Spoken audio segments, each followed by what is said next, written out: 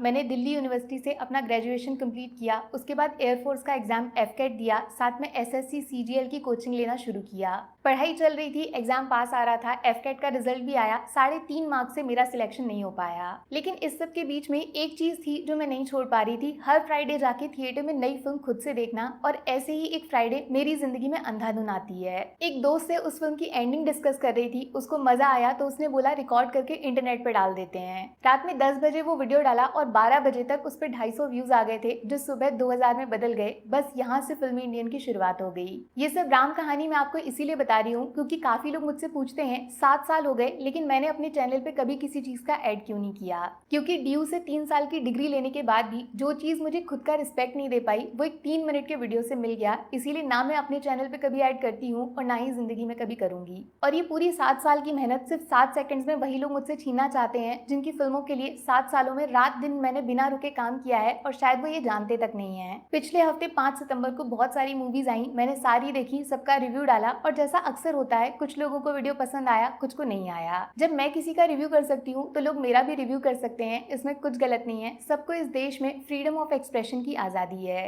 तो मेरे वीडियो पे अच्छे खासे व्यूज हो गए थे, लेकिन फिर संडे को पता चलता है उस वीडियो पे सीधा फिल्म के प्रोड्यूसर ने खुद के चैनल से कॉपीराइट स्ट्राइक डलवा दिया है। पहले मुझे लगा कुछ मिसअंडरस्टैंडिंग हुई है, कुछ एरर हुआ होगा। कॉपीराइट स्ट्राइक पहली बार नहीं हुआ था, काफी बार हो चुका है, लेकिन बात करने से हमेशा सॉल्व हो जाता है। इसीलिए मैंने प्रॉपर लैंग्वेज में सीधा अपने शब्दों में बहुत रिस्पेक्ट के साथ उनकी मेल आईडी पे अपना प्रॉब्लम शेयर किया और उनके रिप्लाई का वेट करने लग गई और अगले दिन पहले की तरह वीडियोस डाल के आगे बढ़ गई। मेरे मेल का रिप्लाई तो नहीं आया, लेकिन फिर कुछ ऐसा हुआ जो अगर मैं आपको नहीं बताऊंगी तो शायद सबसे बड़ी बेईमानी मेरी पब्लिक के साथ होगी, जिसको 7 साल मैंने मेहनत करके अपने दम पे इकट्ठा किया है। एक साथ 3 और स्ट्राइक मेरे चैनल पे सेम उसी प्रोड्यूसर ने डाल दी और ये सारे नए वीडियोस नहीं थे, 6-6 महीने पुराने वीडियोस को ढूंढकर उन पे स्ट्राइक डाली गई। अब यूट्यूब की पॉलिसी ये है, अगर 3 बार आपके चैनल पे स्ट्राइक आ जाती है तो तुरंत आपका चैनल वहीं पे डिलीट कर दिया जाएगा। इसीलिए इनको लगा होगा ये तो डर जाएगी, चुपचाप अपने चैनल को बचाने के लिए भीख मांगेगी, फिर ये अपनी कुछ शर्त रखेंगे जो मुझे माननी पड़ेगी। लेकिन ड्यू से 3 साल की डिग्री और 7 साल बिना किसी ऐड, बिना किसी प्रमोशन मैंने चैनल पे काम इसीलिए नहीं किया कि किसी के सामने सच बोलने के बाद भी जाके हाथ फैलाने पड़े।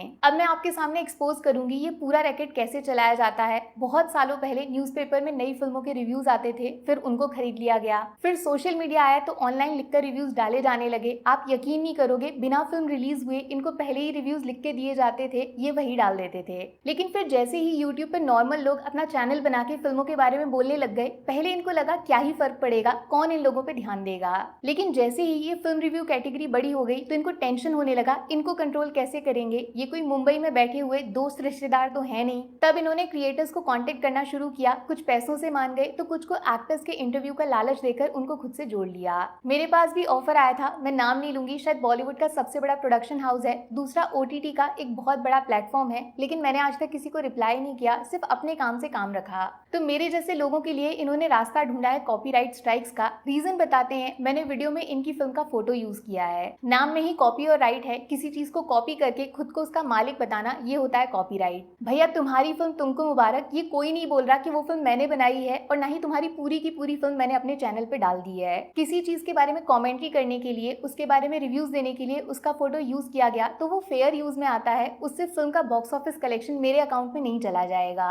बॉक्स ऑफिस से तो इनको लेना देना ही नहीं है। कोमल नहाटा सर ने विद प्रूफ बताया था कैसे आजकल फिल्म मेकर्स खुद अपनी फिल्मों की टिकट खरीद रहे हैं। जो एक्स्ट्रा खर्चा ये आजकल करते हैं वो हम जैसे क्रिएटर से वसूलना चाहते हैं कॉपीराइट स्ट्राइक्स डाल के।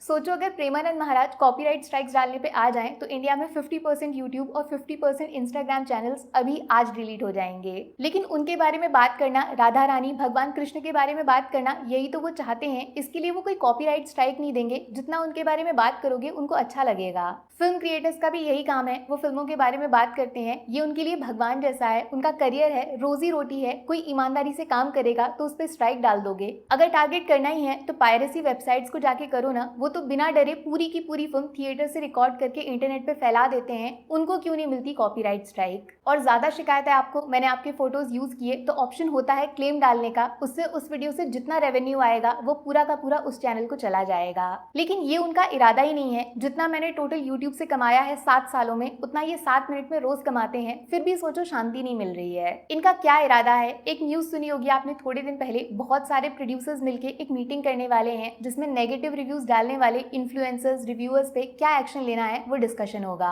मतलब सब कुछ कर लेंगे, बस एक अच्छी फिल्म नहीं बनाएंगे, और बुरी फिल्म को बुरा बोला तो ये सारे प्रोड्यूसर मिलके कॉपीराइट स्ट्राइक डाल के किसी की रोजी रोटी, उसका पूरा करियर खत्म कर देंगे। और कुछ नहीं, बस एक कंट्रोल सिस्टम बनाना चाहते हैं पेड रिव्यूज का, जैसे न्यूज़पेपर के टाइम में हुआ करता था। पैसे लेकर अच्छा बोलो, वरना डर से अच्छा बुलवाया जाएगा, वरना चैनल उड़ा दिया जाएगा। प्रॉब्लम ये भी है, फिल्म कंटेंट क्रिएटर्स की वजह से पब्लिक अब केजीएफ, कांतारा, लोका जैसी मूवीज के बारे में जानने लगी है, जिससे साउथ की फिल्म भी अब डायरेक्ट नॉर्थ में रिलीज होने लगी है। इनका जो पावर था थिएटर ओनर्स के ऊपर वो ढीला पड़ रहा है, तो कंटेंट क्रिएटर्स को ही खत्म कर दो।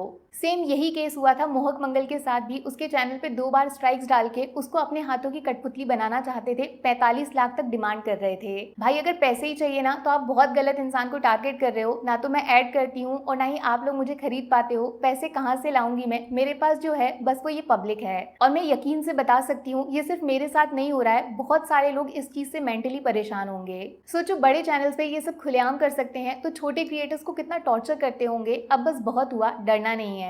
जैसे मोहक ने ये मेल लिखा था, मैं भी same to same prime minister of India Narendra Modi और minister of information and broadcasting Ashwini Vaishnaw को लिखने जा रही हूँ freedom of speech plus power का मिसयूज करने के लिए। तो नीचे दोनों की मेल आईडी शेयर कर दूंगी। अगर आपको भी किसी ने इसी तरह डराया धमकाया है तो सारे मेल्स, जो भी मैसेजेस आए हैं, कोई कॉल रिकॉर्डिंग है, सब कुछ इकट्ठा कर लो, सब बता देना। लेकिन हम सबको बचाना पब्लिक के हाथों में है। आप लोग जिनके लिए हम काम करते हैं, कोई भी क्रिएटर आपसे मदद मांगता है तो प्लीज एक बार उसको सुन लेना। बस लोग सब देख रहे हैं और अच्छे से जानते हैं इस सब के पीछे मास्टरमाइंड कौन है, ये ऊपर तक पता होना चाहिए, उसको एहसास होना चाहिए। मेरी टेंशन मत लेना आप, ये चैनल डिलीट करवा देंगे तो हो जाने दो, दूसरा बना दूंगी। मैं अपने नाम को मरने नहीं दूंगी, फिर से पब्लिक कमा के सच बोलना शुरू कर दूंगी। मैंने आज तक कभी अपने चैनल को लाइक सब्सक्राइब करने को नहीं बोला, बट प्लीज लाइफ में मेरी कभी कोई बात अच्छी लगी है, मेरी वजह से कुछ अच्छा देखा है, तो ज्यादा से ज्यादा लोगों तक इस वीडियो को पहुंचा देना, शेयर कर देना, ट्विटर, इंस्टा चाहे जहां डाल देना। मैं कॉपीराइट स्ट्राइक नहीं डालूंगी।